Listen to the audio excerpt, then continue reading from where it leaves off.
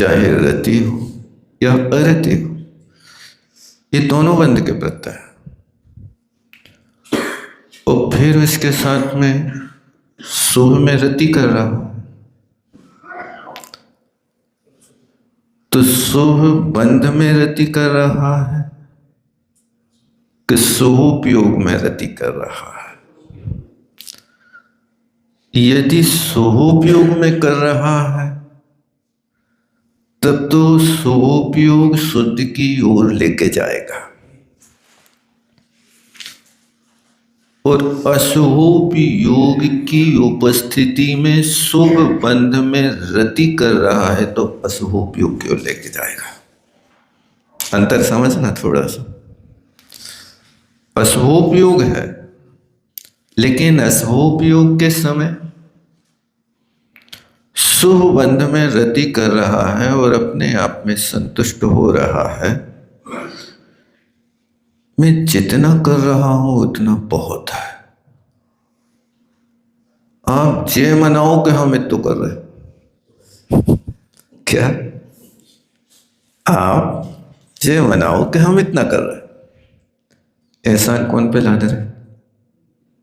इतना कर रहे, तो जितना करोगे उतना फल तुम्हें स्वयं मिलेगा कि दूसरे को मिलेगा?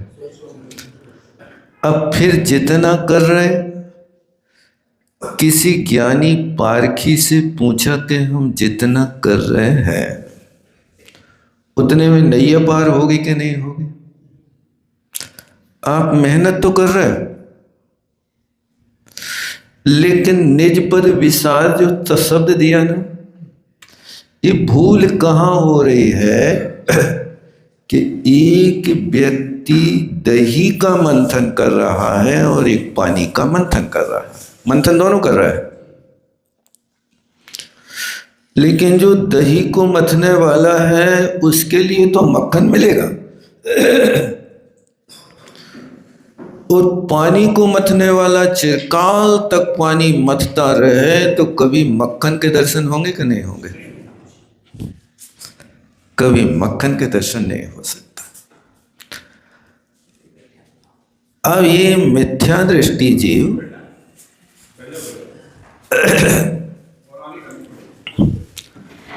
ये मिथ्या दृष्टि जीव अशुभोपयोग के साथ में जो शुभ का कार्य कर रहा है और अपने पद को नहीं समझ पा रहा है, वो जीव पानी को मत करके मक्खन खोज रहा है, और जो जीव शुभोपयोग के साथ दही का मंथन कर रहा है वो मक्खन को पाएगा। थोड़ा सा कठिन लग सकता है, लेकिन समझने की कोशिश करना, भूमिका को देखना है। आप ये पंक्ति 6 डाला की है, समय सार की नहीं है, लेकिन 6 डाला की ये पंक्ति भी समय सार से कम नहीं है। क्यों नहीं है? इसलिए कि यही बात तो समय सार में कह रहे हैं ना, अलग थोड़ी कुछ कह रहे हैं। वे भी कह रहे हैं कि हे आत्मन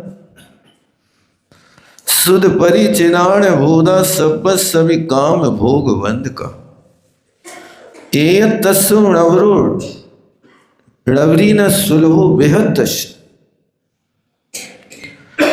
कहते कि हे आत्मन तूने अनंत बार बंध की कथा सुनी, काम की कथा सुनी, भोग की कथा सुनी, लेकिन एकत्व विभक्त आत्मा की बात को आज तक तूने न सुना है न परिचय किया है।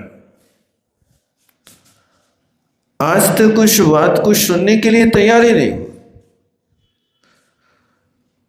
और कोई सुना देवे तो कानों पे से उड़ा देता।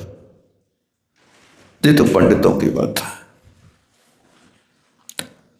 पंडितों की बात है तो क्या अकेले पंडित ही मोक्ष जाएंगे? आप समयसार को नहीं सुनेंगे। तो जो बंद की कथा, काम की कथा में रुचि है,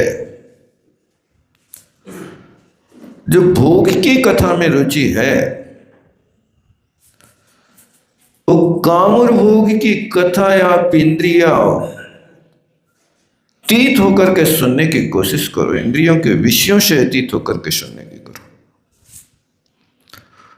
वो काम कथा का अर्थ इच्छित फल देने वाला, वरदायिनी,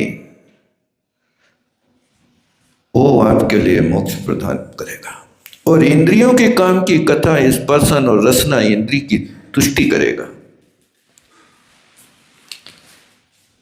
इसलिए काम कथा और भोग कथा को तो अनंतों बार सुना, अच्छी तरह से परिचित है। आपसे पूछे भाई साहब इमली का स्वाद कैसा होता है, परिचय है कि नहीं? कहेगा इमली के स्वाद कैसी होती है? मुंह में पानी तो नहीं आ गया? ऐसी संसार की कोई भी वस्तु नहीं है कि जिससे आपका परिचय ना हो। और परिचय होने के बाद उस वस्तु को तुमने है ही नहीं समझा। परिचय है, अनुभव भी है, लेकिन उस वस्तु के प्रति आज तक विरक्ति का भाव नहीं है। इसलिए उन्होंने लिखा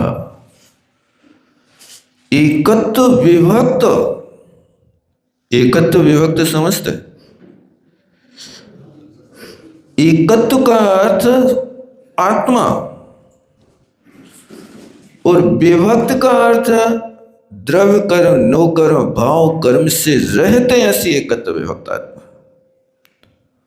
उसकी कथा को तुमने आज तक सुने नहीं, ना परिचय किया कि है क्या उसका परिचय। उसका परिचय करना है तो महाराज लिखते हैं अहम एको खलु शुद्धो, मैं एक हूं, शुद्ध हूं, ज्ञान दर्शन मेरा स्वभाव है। ये वहां से हटने की कोशिश करो।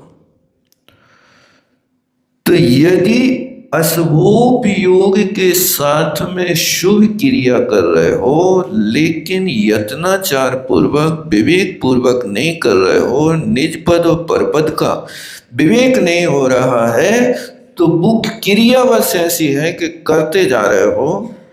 लेकिन उस व्यक्ति की दशा है कि जैसे कोई व्यक्ति पूले बांस में रेत ऊपर से भरे तो नीचे से निकल जाए। एक बार की बात है भाई साहब, एक पंडित जी ने एक गांव में कथा करी और 1 महीना कथा चली भाई साहब। 29 दिन तक तो कथा पंडित जी ने करी, लोगों ने बड़ा ही आनंद लूटा। 30वें दिन पंडित जी कहीं काम से चले, तो पंडित जी ने आके उनको बेटा आ गया, कथा तो करना है, काम तो करना है, खाना पूर्ति तो करना है। अब वो बेटा आया तो उसने कथा पढ़ने वाला ग्रंथ तो बाजू में खिसकाए, एक तसला रेता और पोलो बांस। एक बांस इतना लंबा होता था, पहले घोड़ों में नमक खिलाते थे, क्या कहते थे उसको?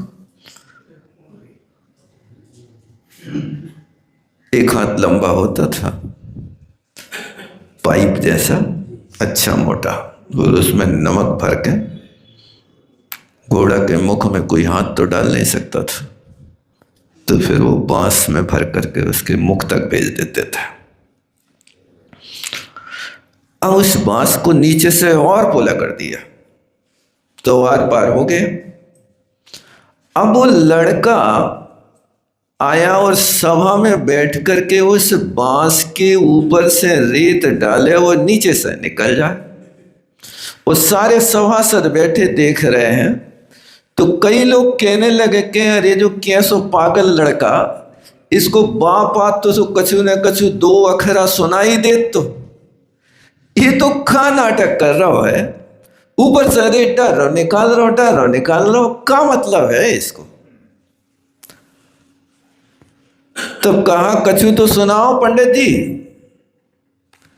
हम सुनाने नहीं आए, हम ये बात बताने आए हैं कि 29 दिन तुमने कथा सुनी,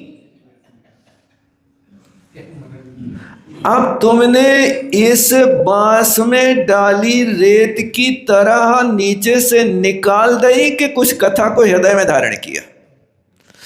तुमने 29 दिन रामायण सुनी, तो आज हमें ये बताओ कि सीता कौन की पत्नी थी। सब एक दूसरे का मुख झांकने लगे, कोई नहीं बता पाया कि सीता के पति का नाम क्या था।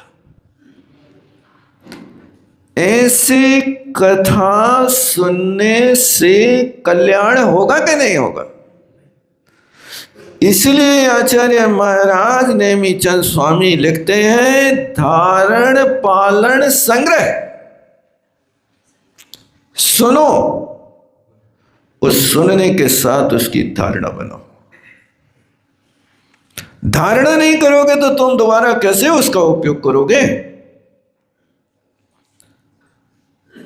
लोग घर में कुआं खुदा है, लेकिन एक बाल्टी पानी निकाल करके तो 2-4 घंटा अपना काम चलाते कि नहीं चलाते? हर गिलास के लिए कुआं में पहुंचते क्या? वो घर का कुआं होने के बाद भी 2 कसेड़ी पानी भर करके छान करके रख करके लोग दिन भर अपना गुजारा करते हैं। क्यों? घर का कुआं। इसका नाम धारण है। इतनी तो धारणा बनाओ कि कम से कम एक दिन तुम्हारा पानी परिवार का गुजारा चल जाए। तुमने तत्वों को सुना तो इतनी तो धारणा बनाओ कि कम से कम तुम्हारा जन्म मरण का फेरा मिट जाए। तुम यदि द्वादशांग को धारण नहीं कर पा रहे, कोई बात नहीं, इतनी तो धारणा करो कि जन्म जरा मृत्यु का नाश कैसे होगा। ये 3 बातें तो रख सकते हैं ना। जन्म जरा मृत्यु के नाश का उपाय क्या है? मृत्युंजयी बनना है तो उपाय क्या है? मृत्यु के ऊपर विजय कब पाओगे? मृत्यु के ऊपर विजय वे पा सकते हैं जिन जीवों ने छपक श्रेणी आरोहण की है। उपसम श्रेणी वालों के पास ये ताकत नहीं कि वे मृत्युंजयी बन जाएं, भविष्य में बनेंगे। लेकिन छपक श्रेणी का पहला गुण स्थान भी यदि किसी ने पा लिया, अब उसको मरता न मरी का मारा ये आत्मा हमारा। अब आत्मा मरने वाला नहीं है उसका। क्यों? यही तो विशेषता है। सप्तम गुण स्थान के आगे आयु का बंध होते ही नहीं, कोई भी आयु का बंध नहीं होता। वो जीव मृत्युंजयी होता है। और जहां आयु है वहीं तो जन्म मरण की व्यवस्था है। और जहां जन्म मरण है वो यदि कर्म भूमि में उत्पन्न होगा तो एक रोग और उसको साथ में गिफ्ट में मिलेगा कि बुढ़ापा भी तुम्हें देखना पड़ेगा।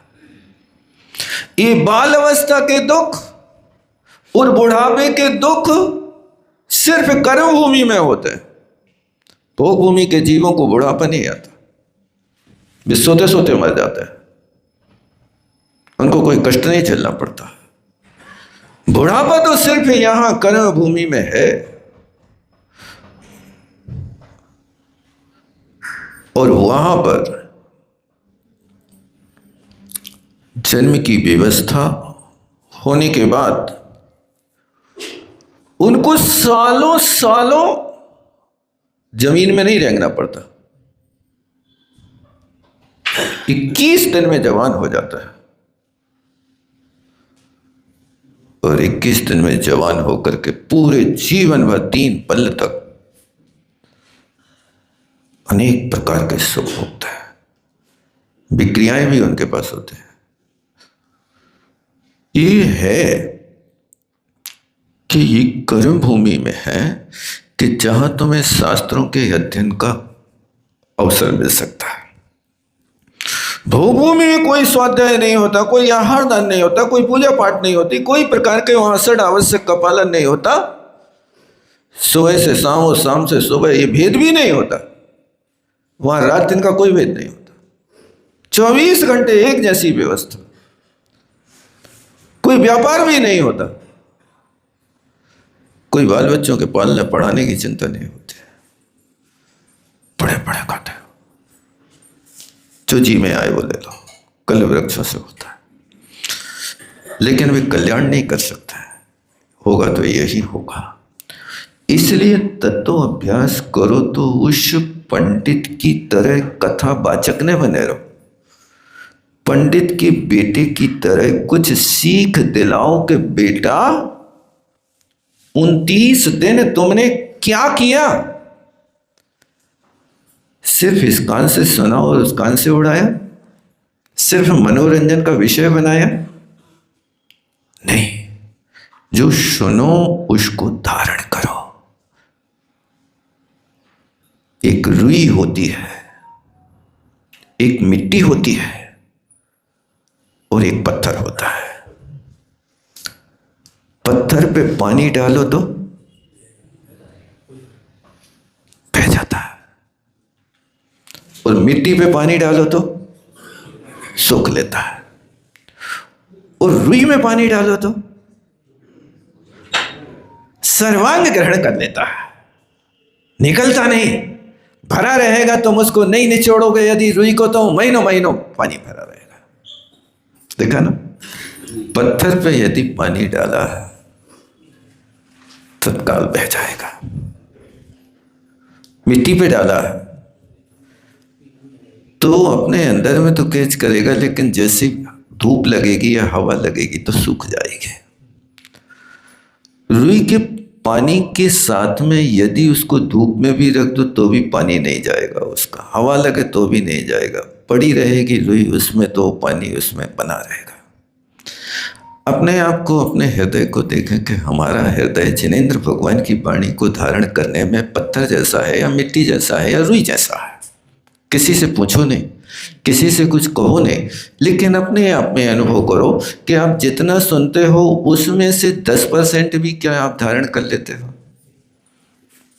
मेन मुद्दे की बात भी समझने की कोशिश करते हो नहीं करते हो? यदि नहीं करते तो समझ लेना कि हमारा हृदय बस पत्थर जैसा है कि हम कुछ समझ नहीं पा रहे हैं। तो क्या करें? पत्थर को मिट्टी कैसे बनाए? पत्थर को मिट्टी बनाने का तरीका बार बार पश्चाताप करो, बार बार पश्चाताप करो कि हे भगवान, मैं कैसा पापी हूँ, मैं श्रुत को धारण नहीं कर पा रहा, मैंने कैसा तीव्र ज्ञानावरणीय कर्म का बंध किया, कितने कितने भवों में मैंने ज्ञान का अंतराय डाला, प्रदोष नहरों माश्रय अंतराय किया ज्ञान के क्षेत्र में। इसलिए आज मुझे चतुस्थानीय अर्थात पत्थर की शिला की तरह ऐसा ज्ञानावरणीय कर्म है कि मैं धारण नहीं कर पा रहा। ये पश्चाताप करने से कर्म ढीले हो जाता है। और फिर मिट्टी की तरह यदि कैच कर भी लिया तो एक महानुभाव थे, वे कहते थे जब तक प्रवचन सुनते हैं तब तो ऐसा लगता कि अब ही दीक्षा लेना है, और बोले जब घर पे जाते हैं और घर पे जाते दुनिया के राग रंग देखते हैं तो ऐसा लगता कि अब ही शादी करा लें। जे कहते थे सागर के डॉक्टर टमाटर। बोले महाराज क्या बताएं, हमें ऐसा लगता है जब प्रवचन सुनते हैं तो लगता है कि बिल्कुल अब ही कपड़ा खोल दो। करी थी, और जब घर में जाते हैं तो फिर मन बदल जाता है। ऐसे लोग मिट्टी के हृदय की तरह होता है कि जो व्यक्ति चाहता है उसको मिलता है तो मिट्टी के पानी की तरह गीला तो हो जाता, हृदय में आर्द्रता तो आती है, लेकिन काम भोगों की जैसे हवा लगती है वैसे कठोरता आती है। इसलिए भजन गाते ना, हम तो विषयों की लहर में बह गए, मुक्ति का मार्ग मिला पर रह गए। भूल बैठे पिछले कष्टों की दशा, नरक की वो मार हम तो सह गए। हम नरकों की वो दशा भूल गए और विषयों के लहर में यहां बह गए।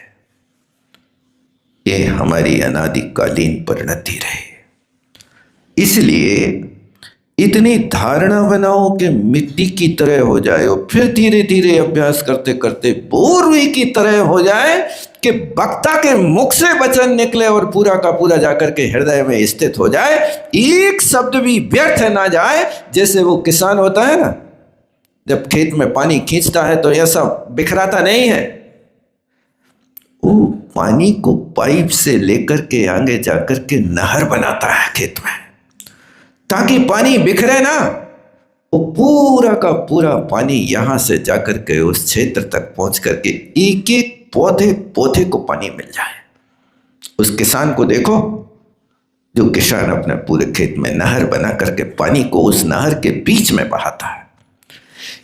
क्या उस किसान की भांति हम भी जिनवाणी माँ की तरह जिनवाणी माँ को अपने हृदय की नहर में बहा करके पूरे आत्म प्रदेशों में आत्मसात करने की कोशिश करते हैं? नहीं करते। कोशिश करो कि अपना हृदय रुई की तरह बन जाए। जितना भी सुने अपने लिए सुने, परोपदेश के लिए कोई लक्ष्य बना करके ना रखें, वो सबसे हितकारी बात है। तो यहां पर कहना चाह रहे कि शुभ बंध में रति करता है। यदि शुभ क्रिया करते हो तो अशुभोपयोगी शुभ क्रिया करने पर यदि रति करता है तो उसमें वो बंध से छूट नहीं सकता। कर्म के बंध की प्रक्रिया चालू रहेगी, लेकिन अशुभोपयोगी होकर के उस संतुष्ट ना हो गए। अभी इतने से काम नहीं चलेगा। जैसे आप व्यापार करते हैं ना, तो व्यापार करते समय कभी संतुष्टि होती कि हमारा इतना आज हो गया, बजट पूरा हो गया। अब हमारा बजट यदि एक दिन का आपका 1 लाख रुपया का जो भाव था, उतना आपने दिन के 4 बजे तक कमा लिया या बेच लिया, तो क्या 4 बजे के बाद आप दुकान बंद करके मंदिर में बैठ सकते हैं? अपेक्षा तो यही थी कि भाई 1 लाख का बिक जाएगा तो हम दुकान पे से फिर बंद कर देंगे। लेकिन अब आगे और अपेक्षाएं आपकी बढ़ती गई और वो अपेक्षाएं बढ़ती गई तो आप और भी आगे सोचते गए। आपको इन कामों में कभी संतोष नहीं करना। कौन से कामों में? 3 थान संतोष कर, धन भोजन अरुदार। 3 तोष न कीजिए, दान पठन तपचार। 3 स्थानों में आप संतोष करो। काय में संतोष करना? धन में, भोजन में और स्त्री में। 3 थान संतोष करो। इन 3 स्थानों पर हमेशा संतोष करो। धन है, जितना है उतने में गुजारा करो। नहीं हो सकता? अरे भैया, जब तुम यात्रा के लिए जाते हो तो ये 2 फुट चौड़ी 6 फुट लंबी सीट पे 36 घंटा गुजारा कर लेते? नहीं करते। वही सीट पे तुम्हें सोने हैं, बैठने हैं, लड़कों बच्चों को बैठा ले हैं और 2-3 थैला भी रखने हैं संभाल के। रखने के नहीं रखने? रहेंगे, इतना तो रहेगा तुम्हारे पास, इससे कम तो रहता नहीं। तो इतना जब 36 घंटे आपने 6 फुट की जगह में गुजार लिया तो शुद्ध जिंदगी 36 साल की तो है तुम्हारी। इतना ही हुई है ना? क्योंकि यदि 36 त्रिका 108 साल की जिंदगी है तो आधी 1 भाग 36 साल दुकान में जाने, 36 साल सोबे में जाने। अब 36 साल बैठ के रोटी तो खाने तुम्हें, तो इसमें गुजारा नहीं कर सकते हम। इसलिए 3 थान संतोष कर में सबसे पहले धन में संतोष करो। आप यात्रा में जाते हो तो एक सीट में मिल जाए तो आपको ऐसा आनंद होता है जैसे पुत्र उत्सव मना रहे हो। कन्फर्म मिल जाए सीट, आनंद आ जाता है। नहीं होता? एक सीट कन्फर्म है, और एक ना मिले तो आरएसी में गुजारा कर लेते? नहीं कर लेते।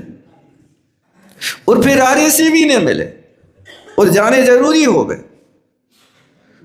तो क्या करत हो? आप साधारण डिब्बा में भी यात्रा कर लेते हो, चलो बैठ जाओ, कहीं ना कहीं तो जुगाड़ लगेगा। और फिर वहां जाकर के भाई सब थोड़ी खिसकना,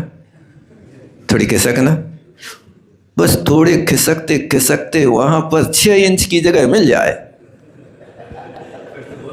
फिर उसके बाद धक्का मार मार करके फिर 1 फुट की जगह बना ही लेते हैं, नहीं कर लेते।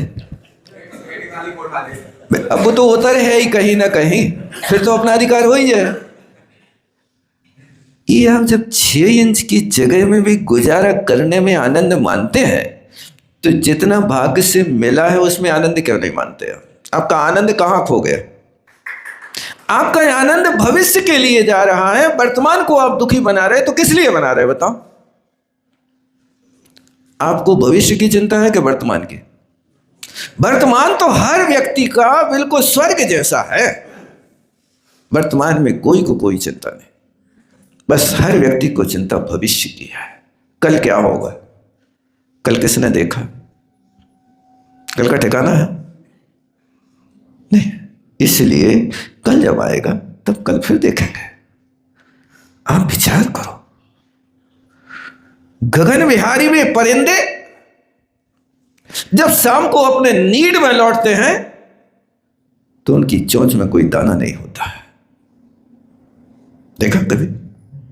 शाम को भी अपने जब घोंसले में आते हैं ना, तो उनकी चोंच में कोई कल के लिए या रात के लिए कोई दाना नहीं होता। बहुत बढ़िया आकर के रात्रि मौन पूर्वक व्यतीत करेंगे और सुबह खुशियां मनाएंगे, चूचा करते हैं ना, कितना बढ़िया आनंद, किलकिल कोको बन जाता है, सुनने में आनंद आता है। वो आनंद मनाते हो, फिर प्रातः काल अपने देश में फिर जाकर के अपने भोजन पान करते हो, फिर आनंद से आकाश में उड़ करके दुनिया का आनंद लेते रहते हो। तुम दूरबीन से लेते हो, फिर उड़ उड़ करके बहुत ऊंचे जाते हैं। धन में संतोष करो, भोजन में संतोष करो, जो मिल जाए वो अच्छा। जब तक भोजन में 12 प्रकार की चटनी न होवे तो मजा नहीं है। हर आइटम की चटनी अलग, इडली बने तो उसके साथ खाने की व्यवस्था अलग रहती है। इडली के साथ क्या खाओ जाता वैसे? नारियल की चटनी, वो पूड़ी के साथ आंवले की चटनी, और काय के साथ क्या खाया जाता? माने ये सब चीजें तुम्हारे पास होना चाहिए। और वो पूड़ी में एक और कहते पानी पूरी, उस पूड़ी को खाओगे तो उसका पानी अलग बनाओगे, फिर उस पूड़ी में ना कुआं को पानी ना नारियल को पानी, कुछ भी नहीं चलता है। काय को पानी चलाते हो? उसकी कुछ अलग व्यवस्था होती है। यानी जितने आइटम हैं उतने आइटम की अलग अलग चटनी होना चाहिए, तब आपका पेट भरे। अन्यथा तो आप दाल रोटी यदि आ जाए तो सोहम चक्रवर्ती की तरह तुम्हारी थाली चक्र बन जाए और रसोइया की दशा बिगाड़ दो।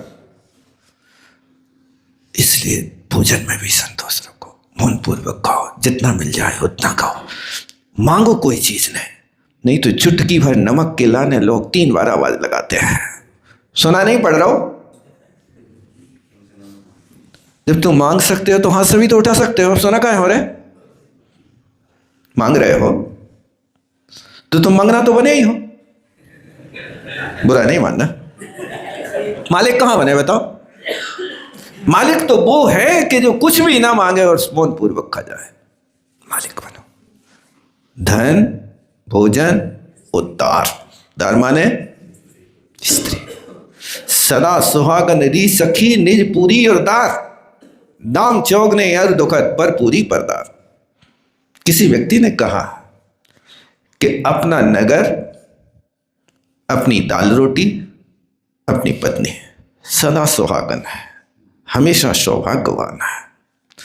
लेकिन परपुरी, यदि दूसरों के नगर में जाओगे तो एक रात के 10,000 5 स्टार में लगते हैं। बंबई जाओ, भोपाल जाओ, कलकत्ता जाओ, वो 5 स्टार की ओर चले जाओ, और ना भी मन होवे और एक बार तो देखो 5 स्टार में क्या होता है। कई लोगों के मन होते एक बार बैठो, फ्लाइट में बैठने का कैसा मजा होता है, इसके बैठने का क्या होता है। तो दूसरे के नगर में जाओगे तो किराए के, यदि आप धर्मशाला में रहोगे तो 10 रुपया की रसीद कटेगा, और होटल में जाओगे तो 1000 रुपया पहले देना पड़ेगा। भी 1000 रुपया धर्मशाला में नहीं देगा वो, लेकिन वहां दे के आएगा। इसलिए पर पूरी माने पर नगर, वो परदार। परदार मतलब होटल की एक प्लेट दाल कितने रुपए की आती भाई साहब? 200 रुपया की, 100-150 रुपया की। और 1 किलो दाल घर में लेके आओ तो कितने की है? 100 रुपये की 1 किलो। और 1 किलो धार यदि तुम घर में लाए हो, वही पानी में चुराओ तो कितने लोग खा लें 1 किलो दाल? हैं? 50 लोग खा जाएंगे। बहुत बढ़िया। और तुमने 150 रुपया की एक प्लेट दाल खरीदी है, उसमें कितने लोग खा पाए? कितने ग्राम होगी भाई साहब? कितने ग्राम हो गए हो? फिर भी आप लोग समझदार होकर के वहां जाते हो। इसलिए लिखा कि निजदार, अपने घर की दाल रोटी खाओ, प्रभु के गुण गाओ। दुनिया की बाहर जाओगे तो एक प्लेट में तुम्हें 150 रुपया लगे हैं, और घर में बना के खाओ तो 150 रुपयों की रसोई में बढ़िया टकार के 2-3 लोग बाहर हो जाए, नहीं हो जाए। और परदार, परिस्त्री, परिस्त्री की तरफ यदि दृष्टिपात करोगे तो अपनी स्त्री को मंगलसूत्र उतार के, एक व्यक्ति ने अभी कुछ दिन पहले नौकरानी को डाल दो, अच्छे श्रेष्ठ परिवार का, नागपुर की घटना सुनने में मिली। नौकरानी काम कर रही है, अब एक भाव हो गया तो परदार की ओर दृष्टिपात करोगे तो लुट जाओगे। इसलिए कहा 3 स्थानों पे संतोष करो। भूल का समय तो हो गया है। बोलो आचार्य गुरु विद्यासागर जी महाराज। जवानी के ज्ञान से सूझे लोका।